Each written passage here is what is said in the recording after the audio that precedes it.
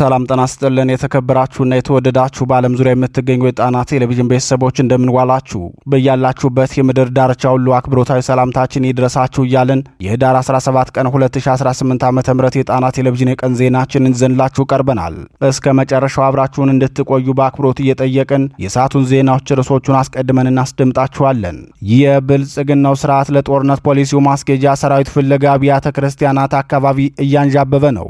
ለጸበልና ለንግስ ወደ ቤተ ክርስቲያናት የሚሄዱ ወጣቶችን እያፈሰ ወደ ውትድርና ካምፕ እያስገባ ነው። በዚህ መልኩ ብልጽግናው አፍሶ ወደ ውትድርና አስገብቶት የነበረው ወጣት ስላስታጠቃችሁኝ አመሰግናለሁ፣ በራሳችሁ ጥይት እፋለማችኋለሁ ሲል ሁለት የነፍስ ወከፍ መሳሪያ ይዞ ፋኖን ተቀላቅሏል። ዝርዝር ዘገባ ያሰናዳንለት ቀዳሚ መረጃችን ነው፣ ይደመጣል። የኔ እናት ከሌላው የአማራ ህዝብ የተለየች ባለመሆኗ የስርዓቱ ጭካኔ ቢደርስባት አይገርመኝም። የነገሩ አስከፊነት የሚገልጸው ግን ስርዓተ ምንኩስና የተቀበለች አዛውንትን ሴት ማፈናቀሉ ነው ሲል የወላጅ እናቱ ቤት በብልጽግናው ሰራዊት የተቃጠለበት ኮማንዶ ፍቅሩ ሙሉዬ ተናግሯል።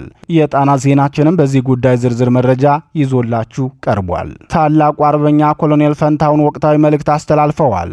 ከችርቻሮ ድል ወጣ ባለመልኩ ሙሉ ነጻነት እስከምንቀዳጅ ድረስ ወታደራዊና ፖለቲካዊ መዋቅሩ የተጠናከረ ለዓላማውና ለህዝብ አደራ የታመነ ታጋይ መፍጠር ይገባናል ሲሉ የተናገሩት ኮሎኔል ፈንታው ሟቤ ስለ ፋኖ አንድነትም መሰረታዊ መልእክት አስተላልፈዋል። ሙሉ መረጃውን ከዜናችን ተሰሙታላችሁ። እኛ የአርበኛ ከፍ ያለው ባላደራዎች ነን የሚሉት የአማራ ህዝብ የቁርጥ ቀን ታጋዮች የተሰባሰብንበትን ዓላማ እናውቃለን። ሁሉም አማራ የሞት ፍርዱን በኪሱ ይዞ ነው እየተንቀሳቀሰ ያለው። የአማራን ህዝብ የሞት ፍርድ በይግባኝ ውድቅ አድርገን ህልውናውን እስከምናስከብር ድረስ ትግላችን በጽናት እንቀጥላለን ሲሉ ተናግረዋል። የፋኖ ታጋዮችን ያደራ ቃልና አዲሱ አደረጃጀትን አስመልክቶ የተሰናዳውን መረጃ በዜናችን እናስደምጣችኋለን። ዝርዝሩ ይቀርባል። እነዚህንና ሌሎች ለሰዓቱ የተመረጡ መረጃዎችን አሰባስበን ያሰናዳነው የዕለቱ ዜናችን ከዚህ ሰዓት ጀምሮ ወደ እናንተ መቅረብ ይጀምራል። በድጋሚ እስከ መጨረሻው አብራችሁን ቆዩ እያልን በቀጥታ ወደ ዝርዝር ዘገባው እናልፋለን።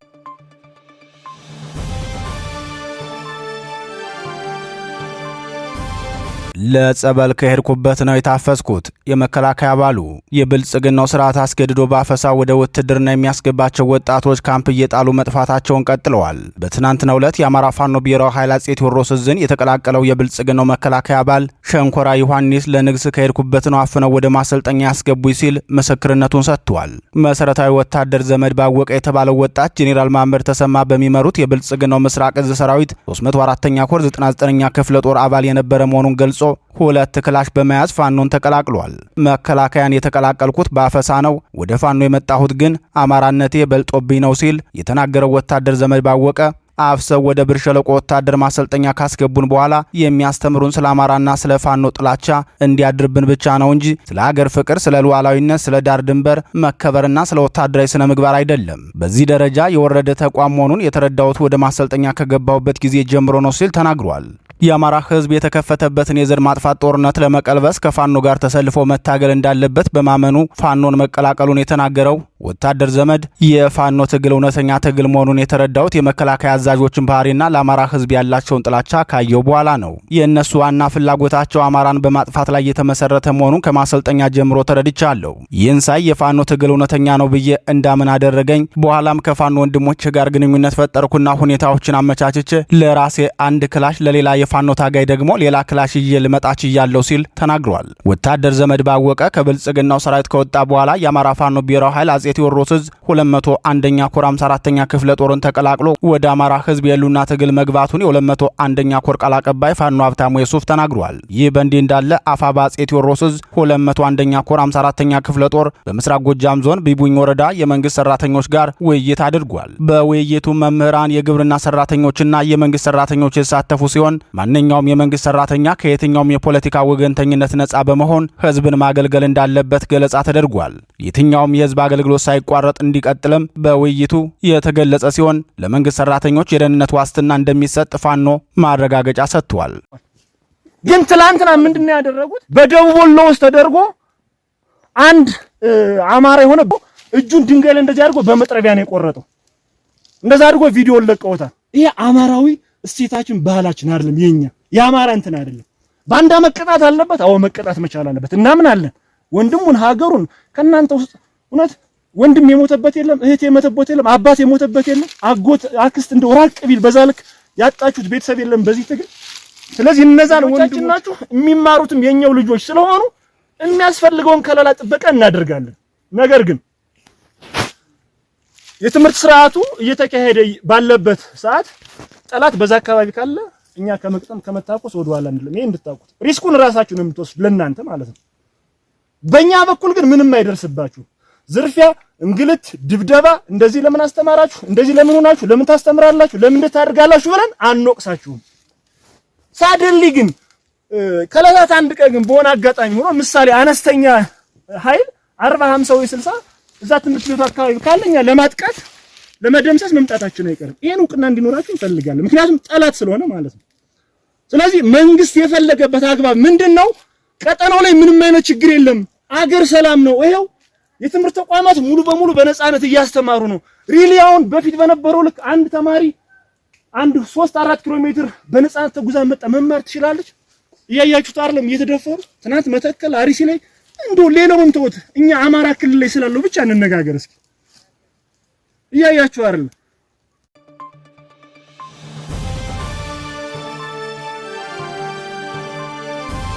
ትውልዱን በሁሉም መስክ ብቁ ልናደርገው ይገባናል። ኮሎኔል ፈንታሁን በአማራ ህዝብ የሉና ትግል ላይ የፋኖ ሰራዊት በወታደራዊ ብቻ ሳይሆን በፖለቲካውም ብቁ ሰራዊት ሊፈጠር ይገባል። ትውልዱንም በሁሉም መስክ ብቁ ልናደርገው ይገባናል ሲሉ የአማራ ፋኖ ህዝባዊ ድርጅት ወታደራዊ አዛዥ እና የወሎ ቤት አማራ ጠቅላይ ግዛት ህዝብ ዋና ሰብሳቢ ኮሎኔል ፈንታሁን ሞአቤ ተናገሩ። ኮሎኔል ፈንታሁን ሞአቤ ወቅታዊ የፋኖን ትግልና የብልጽግናውን እንቅስቃሴ አስመልክቶ ለጣና ቴሌቪዥን እንደገለጹት የብልጽግና ሰራዊት በንጹሃን ላይ የሚያደርሰው ግፍ ከመቼውም ጊዜ በላይ የከፋ ደረጃ ላይ ይገኛል ብለዋል። ስርዓቱ የአማራን ህዝብ በጠላትነት ፈርጆ ጦር ያዘመተ መሆኑን አስታውሰው የስርዓቱ ሰራዊት በህዝብ ላይ የሚፈጽመው ግፍ የተልዕኮ አካል አድርጎ ነው የሚወስደው። ለዚህ የጠላት ጭካኔ የተሞላበት ጥቃት ከፋኖ የሚሰጠው የአጸፋ ምላሽ ተጠናክሮ ሊሰራበት ይገባል በማለት ገልጸዋል። ኮሎኔል ፈንታሁን ሞአቤ አክለውም የትውልድ በወታደራዊም ሆነ በፖለቲካው ዘርፍ ጥንቁቅ ሆኖ የወጣና አገርንም ከመፍረስ የሚታደግ ጠላትን ለይቶ አውቆ የሚመታ ለህዝብና ለዓላማው የሚታመን ታጋይ ሊሆን ይገባዋል ሲሉ የፋኖ ሰራዊት አደረጃጀትና የመዋቅር አሰራርን ገልጸዋል። የብልጽግናው ስርዓት የአማራ ህዝብ የሉና ስጋት ብቻ ሳይሆን የኢትዮጵያም የፍርሰት መሐንዲስ መሆኑን የገለጹት ኮሎኔል ፈንታሁን ሞአቤ ይህ ስርዓት የአማራን ህዝብ ከማጥፋት በዘለለ ኢትዮጵያንም እያፈረሰ ያለ ኃይል ነው። የፋኖ ትግልም በዚህ መልኩ ነው መቃኘት የሚገባው። በተለይም የአማራን ህዝብ ጥንተ ጠላት ርስት ነጣቂና የማይነጥፍ ወረራ ፈጻሚውን ህወሓትን ጨምሮ ሌሎች ጠላቶቹንም በመለየት ሊታገላቸው ይገባል በማለት አሳስበዋል።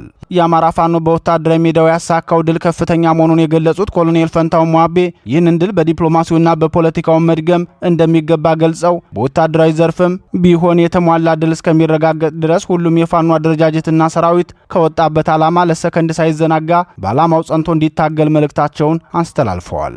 በአሁኑ ሰዓት ፋኖ እየታገለለት ያለውን የአማራ ህዝብ የሉና ትግል በርካታ የአማራ ህዝብ እንደተረዳውና ህዝብን ፋኖን የኔ ነው ብሎ እየደገፈው መሆኑን የገለጹት ኮሎኔል ፈንታሁን የፋኖ አንድነት በቅርቡ እውን እንደሚሆን እምነታቸውን ገልጸው ለዚህ ሁሉም አደረጃጀቶችና የፋኖ መሪዎች በቀናነት እንዲተባበሩ ጥሪ አቅርበዋል።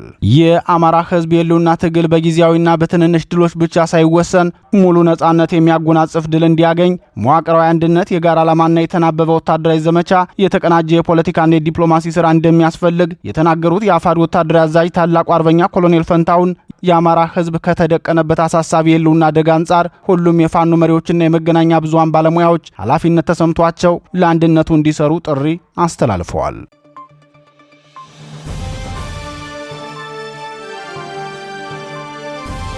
ብልጽግና የአርበኛውን እናት መኖሪያ ቤት አቃጠለም። በአማራ ህዝብ ላይ የማይቀዘቅዝ ጥላቻው ያለውና ጥላቻውን በዘር ማጥፋት ጦርነት ለማወራረድ ጦር ያዘመተው የብልጽግናው ሰራዊት የንጹሃንን ንብረት እያወደመ ይገኛል። በሰሜን ወሎ ዞን አይና ቡግና ወረዳ የገባው የብልጽግናው ሰራዊት የታዋቂውን የፋኖ መሪ ኮማንዶ ፍቅሩ ሙሉዬን እናት መኖሪያ ቤት ማውደሙን አርበኛው ለጣና ቴሌቪዥን ተናግሯል።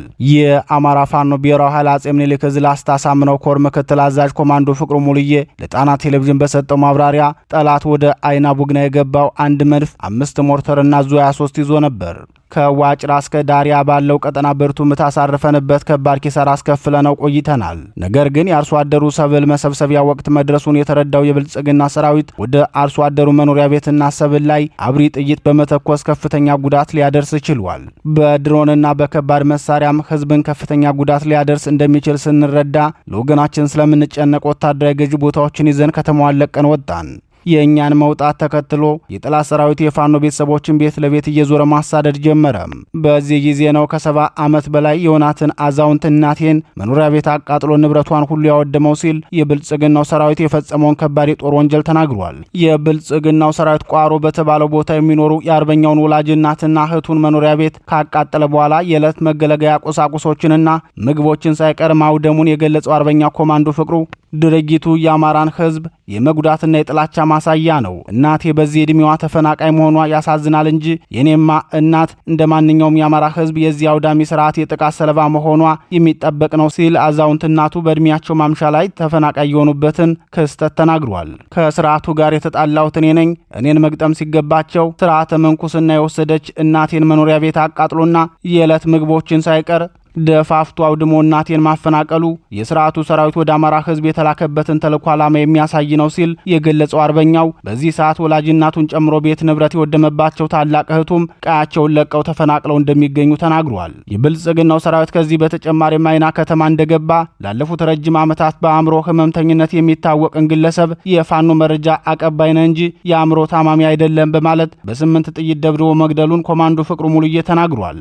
ቅዱስ አብሪ በተባለች አነስተኛ ከተማ ደግሞ የነጋዴዎችን ንብረት ወስደዋል፣ ሱቅ ዘርፈዋል፣ ባለትዳር ሴቶችን ሳይቀር ደፍረዋል ሲል የተናገረው አርበኛ ኮማንዶ ፍቅሩ የዚህ ስርዓት ዓላማ የአማራን ህዝብ በሁሉም መንገድ መግደልና ማሳደድ ነው። የኔ እናት ከአማራ ህዝብ ስለማትበልጥ በአማራ ህዝብ የመጣውን ሁሉ ልትቀበል ትችላለች ሲል የተናገረው አርበኛ ኮማንዶ ፍቅሩ ከፋኖ ጋር ጦርነት የገጠመ ሰራዊት ፋኖን ማሸነፍ ሲሳነው የፋኖ ቤተሰቦችን ማሳደድና ማጎሳቆል የስርዓቱን አማራ ጠልነት ብቻ ሳይሆን አቅመቢስነቱንም የሚያሳይ ነው። እኛ በተቆጣጠርናቸው አካባቢዎች በርካታ የሚሊሻና የአድማ ብተና እንዲሁም የመከላከያ ቤተሰቦች ይኖራሉ።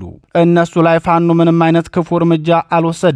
ምክንያቱም እኛ እንደነሱ እንደ ጠላቶቻችን ጥቁር አማራዎች አይደለንም። ፋኖ ለትግል የወጣው ለአማራ ህዝብ ህልውና ስለሆነና የሚሊሻ ቤተሰቦችም እንደኛው አማራ ስለሆኑ እነሱ ላይ እርምጃ መውሰድ ተገቢ እንዳልሆነ ስለምናውቅ ነው። የጠላት ሰራዊት ግን ወደኛ የዘመተበት ዓላማ እንደ ህዝብ ሊያጠፋን ስለሆነ ያገኘውን ሁሉ መግደል፣ ማውደምና ማጎሳቆል ተልዕኮው ነው ብሏል።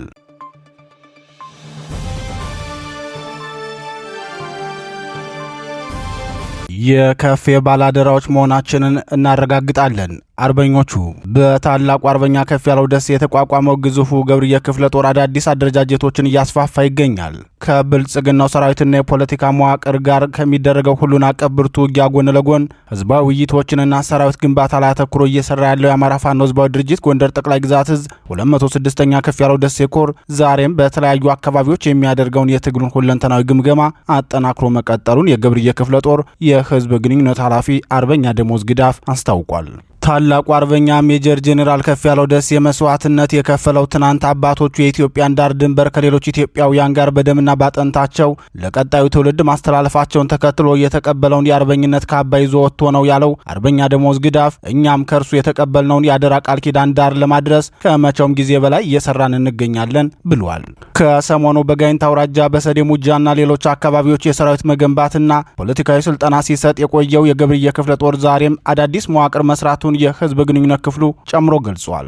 በዚህም በራስ ጉና ብርጌድ ስር ተደራጅተው የነበሩና በተለያዩ ስፍራዎች ተበታትነው የሚገኙ የሰራዊት አባላትን ወደ አንድ በማሰባሰብና በማደራጀት የትግል አቅጣጫ ማስቀመጣቸውን ቃል አቀባዩ ተናግሯል።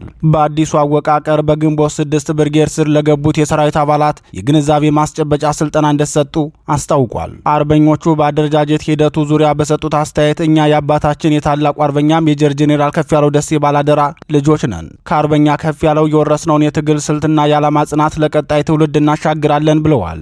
እኛ እያለን አባትየው ቢሞት ልጅየው የለም ወይ ብሎ አንገቱን የሚደፋ ህዝብ አይኖርም ያሉት አርበኞቹ ሁሉም በተሰጠው የስራ አቅጣጫ ውጤታማ እንደሚሆኑ ቃል ገብተዋል። በዚህም በተበታተነ መልኩ በድጋፍም ሆነ በሌሎች የስራ ክፍተት የበደልነውን ህዝባችንን የትናንቱን በይቅርታ አልፈን ለነገ ሌባና ዘራፊን በማጽዳት ለመካስ ቃል ገብተናል ሲሉ የተናገሩት አርበኞቹ በህዝባችን ላይ የሚፈጠሩ ችግሮችን ማንኛውንም ጫናን በመቋቋም እንወጣቸዋለን ብለዋል። አርበኞቹ አክለውም በተቋማዊ አሰራርና ወታደራዊ ዲሲፕሊን በመመራት ታላቁ አርበኛ ከፍያለው ደሴ አቋቁሞት መስዋዕትነት ለከፈለበት ተቋማችን ዋስትና እንሰጣለን። ከማንም በላይ ደግሞ አማራዊ ሴቶቻችንን አስጠብቀን በብልጽግናው ስርዓት የታወጀብንን የሞት አዋጅ ገልብጠን ለአማራ ህዝብ ህልውናና ለኢትዮጵያ አንድነት መከበር በጽናት እንታገላለን ሲሉ አረጋግጠዋል። አዲሱ አደረጃጀት 11 የስራ አስፈጻሚ በመምረጥና በመጨረሻም ቀጠናውን በማስተካከል በንጹሃን ወገኖቻችን ላይ ከባድ ጉዳት እያደረሰ ያለውን የብልጽግና ዘር አጥፊ ሰራዊት ለማስወገድ በጽናት እንደሚታገሉ ቃል ገብተዋል። ይህ በእንዲህ እንዳለ በዚሁ ጎንደር ቀጠና ስማዳ ወረዳ የኳሳ ዙሪያ እየተካሄደ ያለው ውጊያ ቀጥሎ የዋለ ሲሆን የ206ኛ ከፍያለው ደሴ ኮር ጄኔራል ኃይሌ ዘውባንተ ክፍለ ጦር ታላቅ ድል የተቀዳጀበትን ተጋድሎ ማድረጉን ለጣና ቴሌቪዥን የደረሰው መረጃ ያመላክታል። የስማዳውን ተጋድሎ ዝርዝር መረጃ በምሽቱ ዜናችን ይዘን የምንመለስ ይሆናል።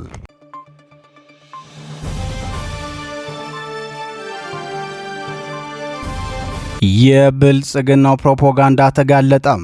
የብልጽግናው ስርዓት በፕሮፓጋንዳ ክንፉ በኩል የአፋር ሸዋ ጠቅላይ ግዛት እዝ አፄ አምደ ጽዮን ኮር ዋና ዘመቻ መምሪያ አርበኛ 50 አለቃ ፀሐዬ ወልዴ ላይ ያሰራጨው ሐሰተኛ መረጃ ተጋለጠም።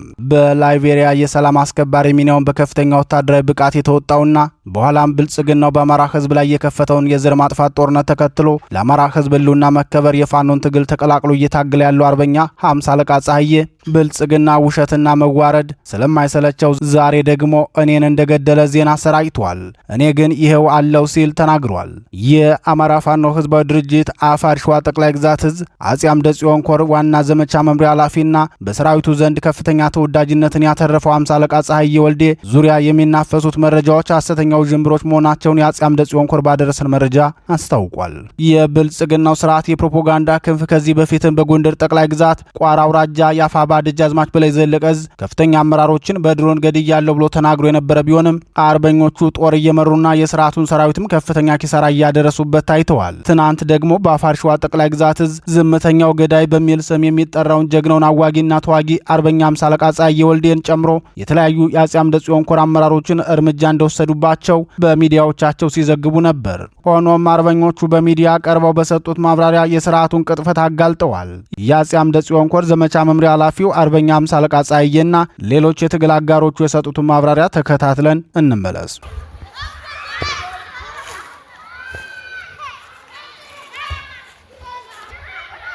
ምናልባት በርካታ ደግፎቻችን በርካታ ወዳጆቻችን ጠፍተዋል፣ ተሰውተዋል።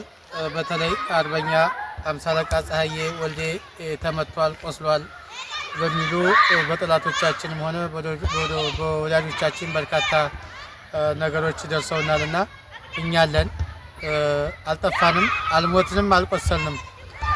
50 አለቃ ፀሐዬም እንደምታዩት ያው አለ። ወንድሞቼ ቤትም ቦታ ያላችሁ በተለይ በኢሲያ በአረብ ሀገር የምትኖሩ ወንድሞቻችን እናቶቻችን አለን።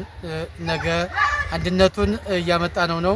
በተለይ በማጀቴ ቀጣናና በቀደምቷ በ77 ክፍለ ጦር በነበረችው መፍረስና ሉባልታ ወደ አንድ እያመጣናት ነው። ምናልባት ብቻውን የሚቀረው የእኛም መፍረስ የሚፈልገውና እኛን የሚያብጠለጥለው ሊሆን ይችላል። ወንድሞቼ እህቶቼ አለን። ነገም በጥሩ ታሪክ እንገናኛለን። መልካም ጊዜ እጨርሻለሁ። አርበኛ ታኪ ገልጾታል። ያው ምናልባት ጥላቶቻችን ከዚህም በላይ ብዙ ነገር ሊሉ ይችላሉና እኛ ያው 77 ያው ሰሞኑንም ሁላችሁም በውጭም በሀገር ውስጥም የነበራችሁ እንደምታዩት ጥሩ የሆነ አንድነት አለን፣ ጥሩ የሆነ ሪሌሽን ግንኙነት አለንና ምናልባት ያ እንደ ቅናት አድርጓቸው አቃጥሏቸው ብዙ ነገር ይላሉ። ያው መበጥረቅ እነሱ ስለማይሰለቻቸው ነገም ሌላ ነገር ሊሉ ስለሚችሉ ያው በዚህ አጋጣሚ የኢትዮጵያ ሕዝብ ውሸታቸውን የቱን ያክል ፕሪዮት ይወለደ እንደሚሉና ነገም ደግሞ ሌላ ነገር ሊሉ ስለሚችሉ ከዚህን ግምት ውስጥ በማስገባት የቱን ያክል ውሸት እንዳለባቸው ያው ለእናንተ እንድትረዱ ነው። ከዛ ውጪ አልቆሰልኩኝም፣ ደህና ነኝ። ያው ለሞላው ለአማራ ህዝብ ሰላም ነኝ፣ ደህና ነኝ። ነገ በስራ እንገናኛለን። ያው ወንድ አያወራ በተግባር ነገ ስለምንገናኝ ሁሉም ያወራችሁ ሁሉ ያው የቱን ያክል እንደምታፍሩ ግልጽ ነው። አመሰግናለሁ።